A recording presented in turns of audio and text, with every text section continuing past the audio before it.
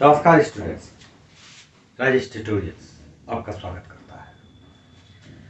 आज हम लोग डिस्कस करेंगे सीबीएसई के सैंपल पेपर के सेक्शन ए में। हम लोग 3 पार्ट्स में इस सैंपल पेपर को सॉल्व करेंगे। पहला पार्ट सेक्शन ए पर डिस्कस करेंगे आज हम लोग।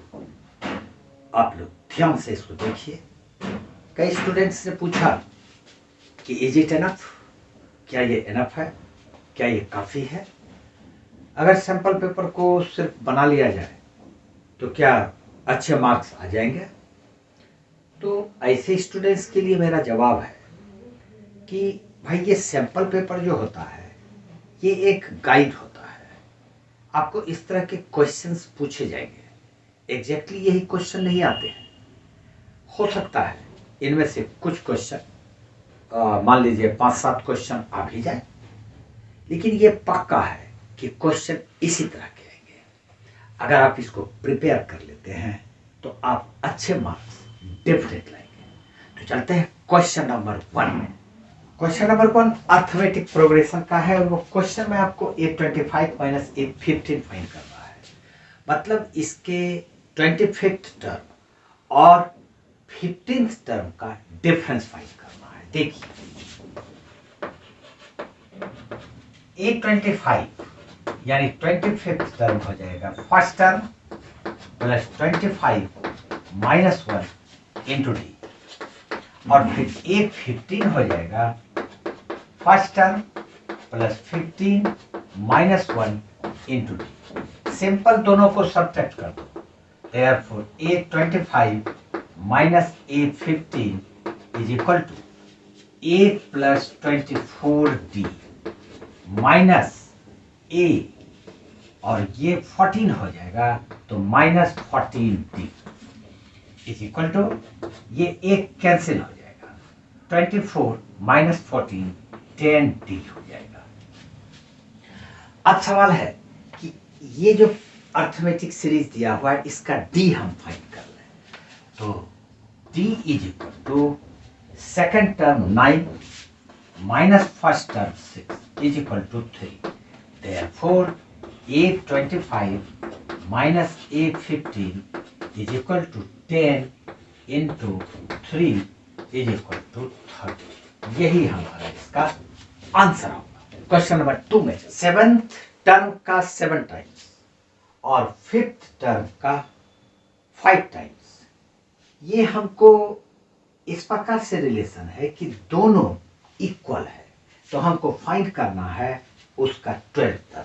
हम मान लेते हैं इसका first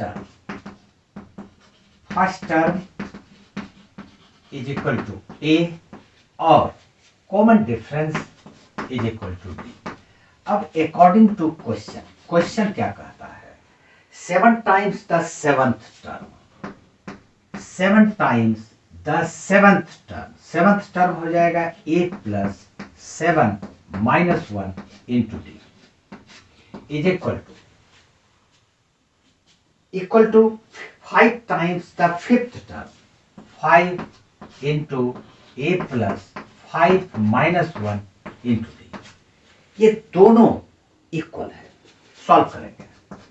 7A plus 7 minus 1 6 into 7 42D is equal to 5A और 4 हो जाएगा। ये 5 माइनस 1 4 इंटू 5 20D, और ये 5A इस तरफ आके 2A हो गया और इज इक्वल टू 20D उस तरफ जाके माइनस 22D हो जाएगा।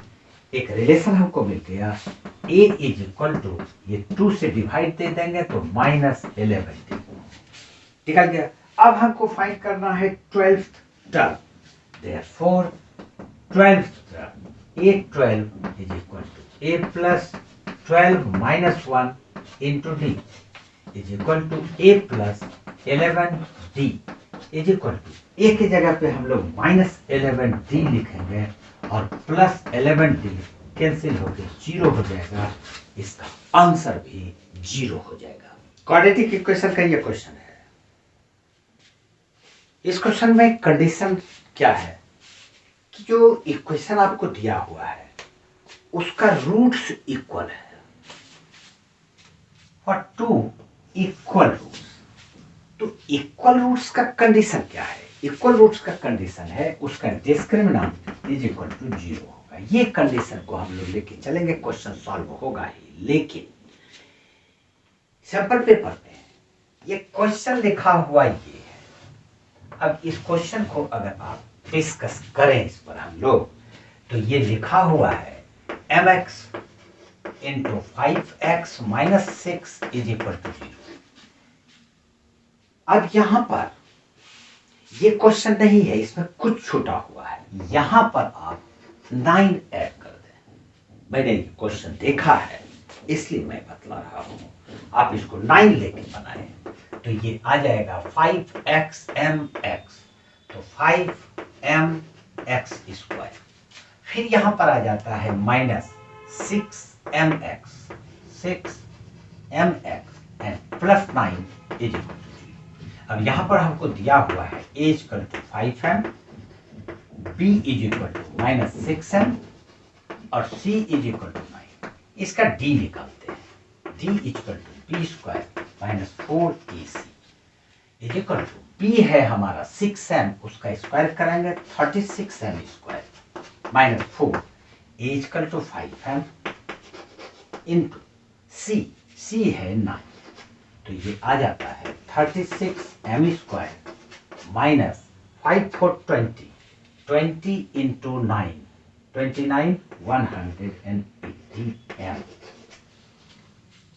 यहां पर ये हमारा आ जाता है इसका डिस्क्रिमिनेंट। अब चूंकि डिस्क्रिमिनेंट इसका 0 है क्योंकि इसका रूट्स इक्वल है, तो हम ये वाला जो टर्म है इसको हम लोग 0 कर देंगे। डिस्क्रिमिनेंट इक्वल टू 0, तो हम लोग लिखते हैं that imply 36m square minus 180m is equal to 0। अब यहां पर आप 36 दोनों से कॉमन ले सकते हैं। 36m अगर कॉमन ले लिए तो m और माइनस यहां पर 5 हो जाएगा is equal to 0। Therefore either m is equal to 0, और या तो ये 0 हो जाएगा या जब इसको 0 रखेंगे तो m इज इक्वल टू 5 हो जाएगा। अब इस दोनों में सही आंसर क्या है? इस इक्वेशन में m का वैल्यू हम लोग 0 रख के देखते हैं। अगर m इसमें 0 रख देंगे तो ये टर्म 0, ये टर्म 0, तो फिर 9 is equal to 0। If m is equal to 0, equation हो जाता है 9 इज इक्वल टू 0, जो कि गलत है। इसका मतलब है कि इसका m का वैल्यू 5 ही होगा। क्वेश्चन नंबर 3 सर्कल का है और बहुत ही इंपॉर्टेंट क्वेश्चन है। ये मैं बोल रहा हूं कि इसको अच्छी तरह से देखिए। ये एक सर्कल है और PA और PB दो टेंजेंट्स है। ये P का डिस्टेंस O से इसके रेडियस का 2 गुना है, इसलिए OP इक्वल टू 2R हो गया। अगर इसका रेडियस R है और ये दिया हुआ है कि इसका रेडियस R है। अब हमको इस क्वेश्चन में फाइंड करना है नंबर 1 एंगल APB, ये पूरा एंगल फाइंड करना है।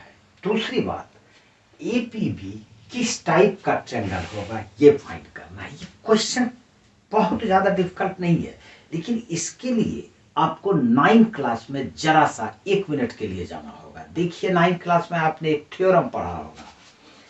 किसी राइट एंगल ट्रायंगल में कोई भी एक राइट एंगल ट्रायंगल हम लोग मान लेते हैं A, B और C। राइट एंगल ट्रायंगल का जो हाइपोटेन्यूज का मिड पॉइंट होगा, ये हाइपोटेन्यूज है, इसका मिड पॉइंट हम लोग P मान लेते हैं। तो इसका मतलब है कि ये और ये इक्वल है, ठीक, मिड पॉइंट लिया ही है।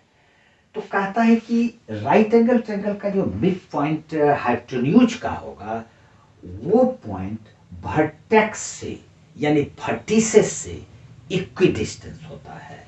यानी कि ये डिस्टेंस, ये एक वर्टेक्स हुआ, दूसरा वर्टेक्स ये है, ये डिस्टेंस, और तीसरा वर्टेक्स यहाँ है, इसको मिला देते हैं, ये तीनों इक्वल होगा। ये थ्योरम 9th क्लास में आपने पढ़ा होगा, लेकिन ये सिर्फ राइट एंगल ट्रायंगल में होगा अगर ये राइट एंगल है तो, और राइट एंगल ट्रायंगल का हाइपोटेन्यूज का मिड पॉइंट होना चाहिए। अब इस क्वेश्चन में आइए, ये एक टेंजेंट है, जब ये टेंजेंट है तो ये एंगल 90 डिग्री हो जाएगा। इसका मतलब एंगल OAP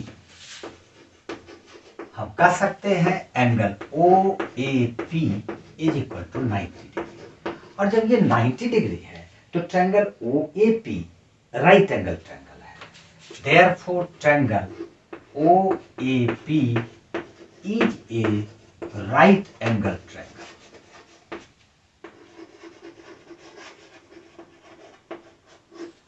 अब OP रेडियस का दोगुना है, यहां से यहां तक ये रेडियस है, इसका मतलब ये पॉइंट इस हाइपोटेन्यूज, ये 90 डिग्री के सामने का OP है तो ये हाइपोटेन्यूज हुआ, और ये पॉइंट इसका मिड पॉइंट हो जाएगा, क्योंकि इतना सा रेडियस है और पूरा 2R है तो ये मिड पॉइंट हो गया। हम इस पॉइंट को नाम कुछ भी दे देते हैं, M दे देते हैं, और इस M को इससे ज्वाइन कर देते हैं A से। ये वाला थ्योरम अब यहां पर आप लगा सकते हैं, हाइपोटेन्यूज का मिड पॉइंट वर्टेक्स से एक ये, दूसरा ये और तीसरा ये बराबर डिस्टेंस पर होगा। तो ये वर्टेक्स, ये डिस्टेंस, ये हमारा, फिर इसका ये डिस्टेंस, ये वाला, और फिर ये डिस्टेंस यहां से ये वाला, ये सारा इक्वल होगा। इसका मतलब ये तो इक्वल था ही, OM और OA तो रेडियस था, और OAM भी इसके इक्वल हो गया। इस प्रकार से AMO इक्विलैटरल ट्रायंगल हो गया। इन ट्रायंगल AMO ट्रायंगल में OA is equal to radius, OM is equal to radius, और इस थ्योरम के मुताबिक AM इसके इक्वल होगा तो AM भी रेडियस ही हो गया। तो ये तीनों साइड इक्वल है, therefore triangle AMO is an equilateral triangle. ये इक्विलैटरल ट्रायंगल हो गया, और जब ये इक्विलैटरल ट्रायंगल है तो ये एंगल 60 डिग्री होगा। तो हम कह सकते हैं, क्योंकि इक्विलैटरल ट्रायंगल का ईच एंगल 60 डिग्री होता है, angle AOM, therefore angle AOM is equal to 60 degree. अब जब ये एंगल 60 निकल गया तो हम लोग इस बड़े वाले ट्रायंगल में देखते हैं, in triangle APO। Now in triangle APO, इस ट्रायंगल में ये 60 डिग्री है, ये 90 डिग्री है, तो ये एंगल APO कितना होगा?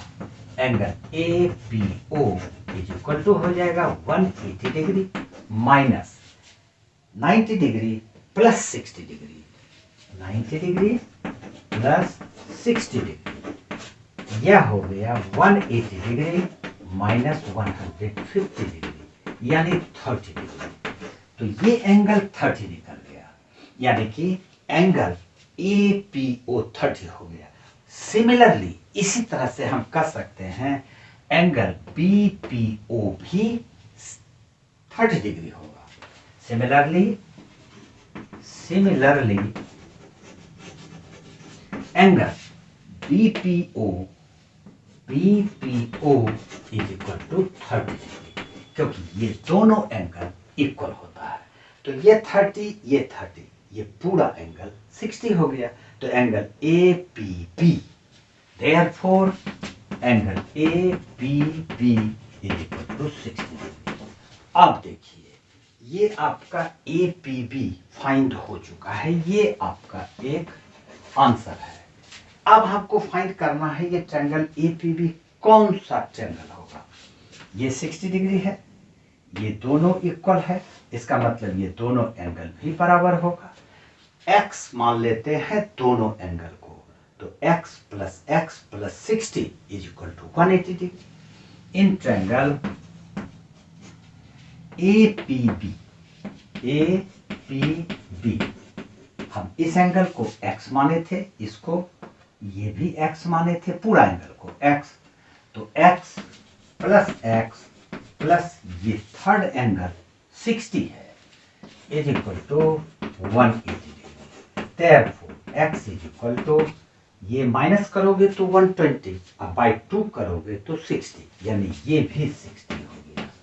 इसका मतलब इसका तीनों एंगल 60 है, तो ये APB कौन सा ट्रायंगल हुआ? इक्विलैटरल ट्रायंगल हो गया। Therefore triangle APB is an equilateral triangle. इसका मतलब ये ट्रायंगल हमारा इक्विलैटरल ट्रायंगल है, क्योंकि इसका तीनों एंगल इक्वल है। ये क्वेश्चन बहुत ही इंपॉर्टेंट है। इस क्वेश्चन का सॉल्यूशन आप अच्छी तरह से 1-2 बार बनाइए और मैं पक्का बोलता हूं ये क्वेश्चन आ ही जाएगा। चलते हैं नेक्स्ट क्वेश्चन में। Question number 4 surface areas and volumes chapter से है। इस क्वेश्चन में कर्व सरफेस एरिया दिया हुआ है राइट सर्कुलर सिलेंडर का, राइट सर्कुलर कोन का। ये एक राइट सर्कुलर कोन है, इसमें इसका कर्व सरफेस एरिया दिया हुआ है, ये रेडियस है, ये हाइट है और ये एल है। तो इसका curve surface area is equal to pi R L होता है। ठीक है, अब हमको इस क्वेश्चन में दिया हुआ है curve surface area CSA is equal to 12320 centimetre square और इसका रेडियस दिया हुआ है 56, radius is equal to 56 centimetre. तो हमको हाइट फाइंड करना है, हम लोग इससे L निकाल देंगे। तो CSA is equal to pi R L, therefore L is equal to हो जाएगा CSA pi into R. CSA 12320 pi हो गया, पाई की जगह पे हम 22/7 लिखेंगे और इंटू आर की जगह पे 56। कैंसिल करते हैं 1 8, 11 से ये कैंसिल होगा 2, 11 1 जाए 11 1 11 1 2 0, ये कैंसिल हो गया। फिर इसको 2 से कैंसिल कर देंगे 5 6 0, ये कैंसिल हो गया। 8 7, ये 70 सेंटीमीटर आता है, L उसका 70 सेंटीमीटर है। अब हमको L पता है, R पता है, तो हाइट निकालना है, पाइथागोरस थ्योरम से निकालेंगे। H इज इक्वल टू, यानी height is equal to L square minus R square का रूट अंडर। L हमारा दिया हुआ है 70 माइनस 70 का स्क्वायर माइनस 56 का स्क्वायर रूट अंडर। ए स्क्वायर माइनस बी स्क्वायर के फॉर्म में है 70 प्लस 56 इंटू 70 माइनस 56। ये सॉल्व करेंगे, स्क्वायर रूट ले लेंगे, तो ये आ जाएगा 6126 मल्टीप्लाई 064 461 40। अब यहाँ पर ये आ जाएगा 126 को हम लोग लिखेंगे 6 3 इंटू 2 इंटू 7 इंटू 2 और फिर से इसको हम लिखेंगे 9 इंटू 7 इंटू 2 इंटू 7 इंटू 2। अब यहाँ पर स्क्वायर रूट इसका हम लोग ले सकते हैं, 9 का 3, 2 7 का 1 7 और 2 का 1 2, 3 2 6 4 7 6 42 सेंटीमीटर, यही इसका हाइट होगा। अब हम लोग चलते हैं next question, question number 5। Statistics का ये क्वेश्चन है जिसमें कि मोड से रिलेटेड ये क्वेश्चन दिया गया है। यहाँ पर ये स्टूडेंट्स का मार्क्स है 0 to 20, 20 to 40, 40 to 60, 60 to 80, 80 to 100।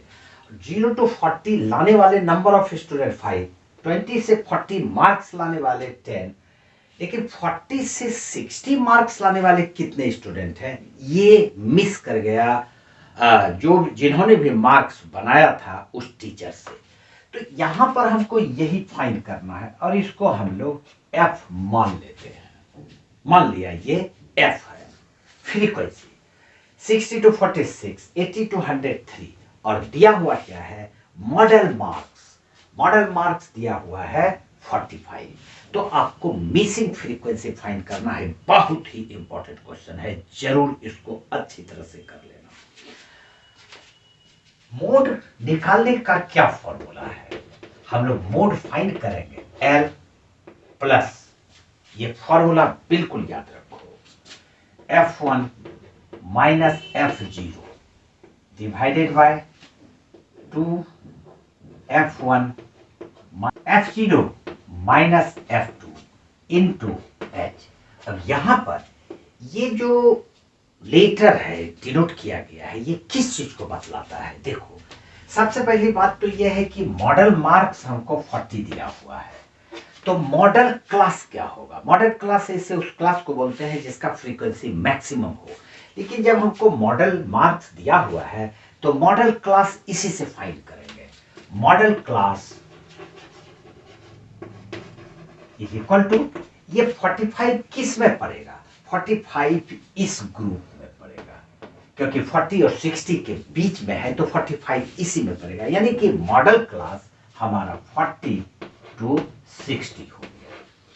ठीक है, अब ये L जो होता है हम लोग यहां पर लिख लेते हैं, L इज इक्वल टू, इसमें एक अपर फ्रीक्वेंसी है, इसका एक है लोअर, अपर मार्क्स और लोअर मार्क्स। तो L जो होगा ये लोअर होगा यानी 40। फिर F1 बोलेंगे मॉडल क्लास का फ्रीक्वेंसी, हम लोग इसको F1 को F माने हैं। F0 क्या हो गया, F0 हो गया इसके पहले वाला फ्रीक्वेंसी यानी कि 10, तो F0 इज इक्वल टू 10। और F2 क्या हो गया, F2 इसके बाद वाला ये हो गया यानी कि 6, F2 इज इक्वल टू 6। ये सारा वैल्यू निकालिए। और H क्या है, H होता है दोनों का difference, 60 minus 40 is equal to 20। अब हमको ये मोड का ये वैल्यू हमको 45 दिया हुआ है, क्योंकि मॉडल मार्क्स 45, इस फॉर्मूला पे सिर्फ रखो और सिंप्लीफाई कर लो। मोड की जगह पे हम लोग लिखेंगे 45 इज इक्वल टू, L की जगह पे लिखेंगे 40, तो 40 लिखा, प्लस F1 हमारा F है, F माइनस F0 10 है, 10 लिखेंगे बाय 2F1 यानी कि 2 इंटू F, तो 2F लिखेंगे। फिर माइनस F0 10 है तो माइनस 10 लिखेंगे, और फिर माइनस F2 हमारा 6 है तो 6 लिखे, और मल्टीप्लाई इसको करेंगे H से, H का वैल्यू 20 है। अब इसको सॉल्व करेंगे, ये 40 इसके साइड में आके सब्ट्रैक्ट होके ये 5 बच गया, is equal to F minus 10 और इंटू 20, तो 20F माइनस 200 बाय हो गया 2F माइनस 10 माइनस 6 माइनस 60। इसको हम लोग सॉल्व करेंगे, क्रॉस मल्टीप्लाई करेंगे, 20F minus 200 is equal to 5 into 2 10F minus 16 into 5 80। ये 10F को इस साइड ले आएंगे तो 20F minus 10F is equal to minus 80, और ये माइनस 20 200 उधर जाके प्लस 200, तो ये हमारे पास बच जाता है 10F इज इक्वल टू 200 में 80 सब्ट्रैक्ट करोगे तो 120 बचेगा, 120। Therefore F is equal to 120 by 10 is equal to 12। यानी कि जो मिसिंग फ्रीक्वेंसी था वो 12 निकला, यानी कि इसका वैल्यू हमको 12 आया, और यही इसका आंसर है। क्वाड्रेटिक इक्वेशन का ये क्वेश्चन है। क्वाड्रेटिक इक्वेशन का वर्ड प्रॉब्लम देखिए, if Ritu were younger by 5 years then what she really is. हम लोग ऐसे क्वेश्चन में प्रेजेंट एज मानेंगे, तो हम लोग मान लेते हैं present age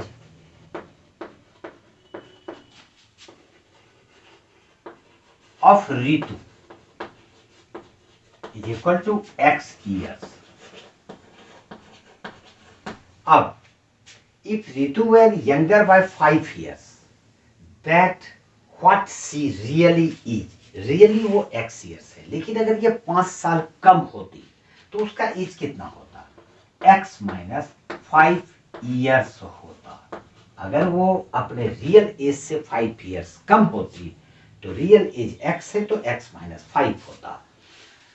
then the square of her age, उसके एज का स्क्वायर, अब ऋतु का एज ये होता तो कह रहा है कि then square of her age, तो इसके एज का हम स्क्वायर कर देते हैं, स्क्वायर ऑफ हर एज हो गया, would have been 11 years more. 11 years more का मतलब 11 हम प्लस कर देते हैं, लेकिन किस में, मोर देन 5 टाइम्स हर प्रेजेंट एज, और उसका प्रेजेंट एज x है। तो ये हमारा इक्वेशन बनता है, इसको सॉल्व करेंगे।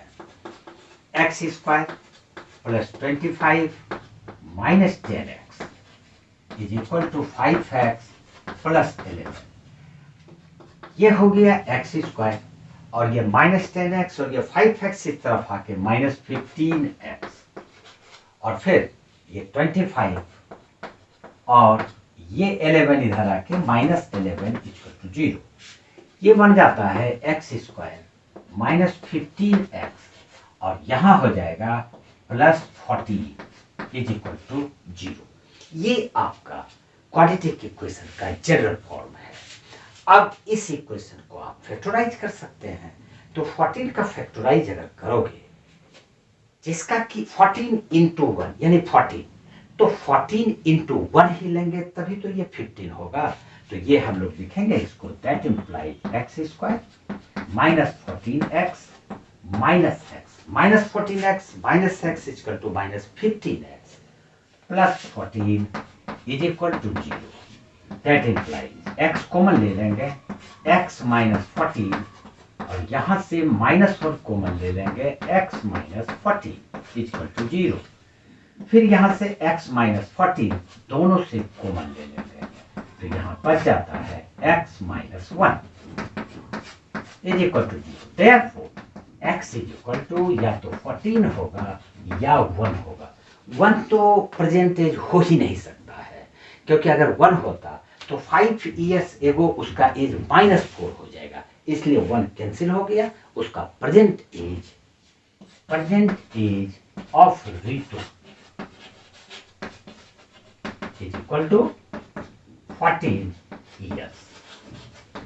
इसको चेक करने का भी है, आप चेक करो, यहां पर हम लोग चेक करते हैं। चेक में क्या है कि परसेंटेज 14 है, तो 5 years ago 14 minus 5 equal to कितना हो जाएगा, 9 हो गया।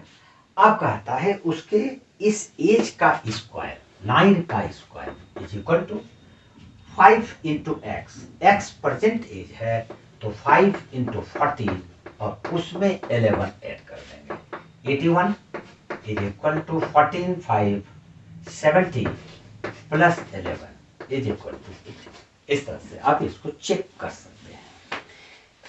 एक और क्वाड्रेटिक इक्वेशन का ग्रुप सेक्शन ए में है, जो कि सॉल्व करना है, उस क्वेश्चन को देखते हैं हम लोग। अब क्वाड्रेटिक इक्वेशन में एक क्वेश्चन सॉल्व करने वाला डेफिनेट रहेगा।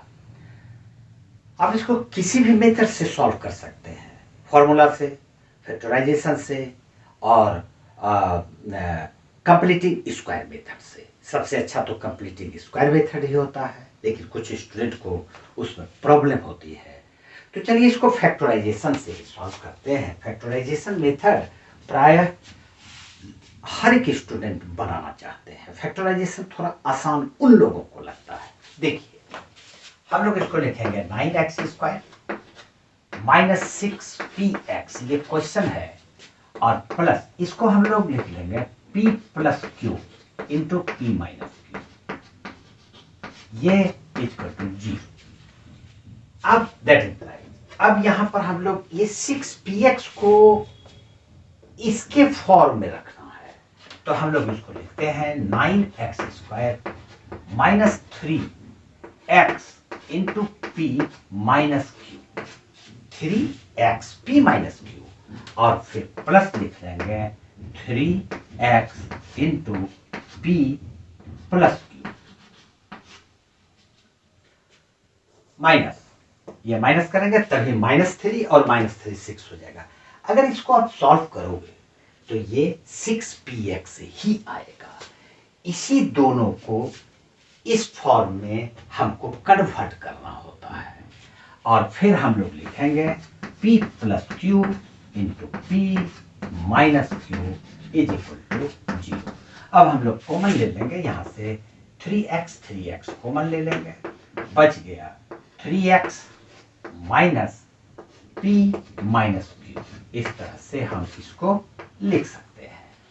फिर इस दोनों से कॉमन अगर हम लेते हैं माइनस, यहाँ से हम लोग पी प्लस क्यू कॉमन ले लेंगे, तो माइनस पी प्लस क्यू अगर कॉमन ले लेते हैं तो यहाँ बच जाता है 3x, लेकिन प्लस में बच जाएगा क्योंकि माइनस कॉमन ले चुके हैं 3x, और फिर ये प्लस से माइनस कॉमन लिए तो यहाँ माइनस बच गया और p माइनस क्यू आ गया। अब अब ये दोनों में कॉमन है, इसको कॉमन ले लेंगे तो ये आ जाता है 3x minus p minus Q. इस तरह से हम इसको लिख सकते हैं into 3x minus p plus is equal to 0। दोनों का प्रोडक्ट 0 है, either this is equal to 0 और दिस इज इक्वल टू 0। जब ये 0 होगा तो x का वैल्यू आ जाएगा, therefore x is equal to, ये माइनस उस तरफ जाके प्लस हो जाएगा तो p माइनस क्यू और बाय ये वाला 3, और जब इसको 0 रखोगे तो ये माइनस उस तरफ जाके प्लस हो जाएगा यानी p प्लस क्यू और ये 3 डिवाइड हो जाएगा। यही हमारा आंसर है and that's the end of section A. Section A आपको 12 मार्क्स का रहता है, 6 into 2 is equal to 12 marks. ये आपको 12 मार्क्स देता है। सारे क्वेश्चंस को बनाइए, मैं और भी कुछ इस तरह के क्वेश्चन को रिवाइज कराऊंगा। ठीक है, आज इतना सा ही। नेक्स्ट वीडियो में हम लोग मिलेंगे सेक्शन बी के सॉल्यूशन के साथ। एक बात तो भूल ही गया जो कि भूलना नहीं चाहिए था, ये भी कोई भूलता है। क्या भूल गए थे? जय हिंद, जय भारत।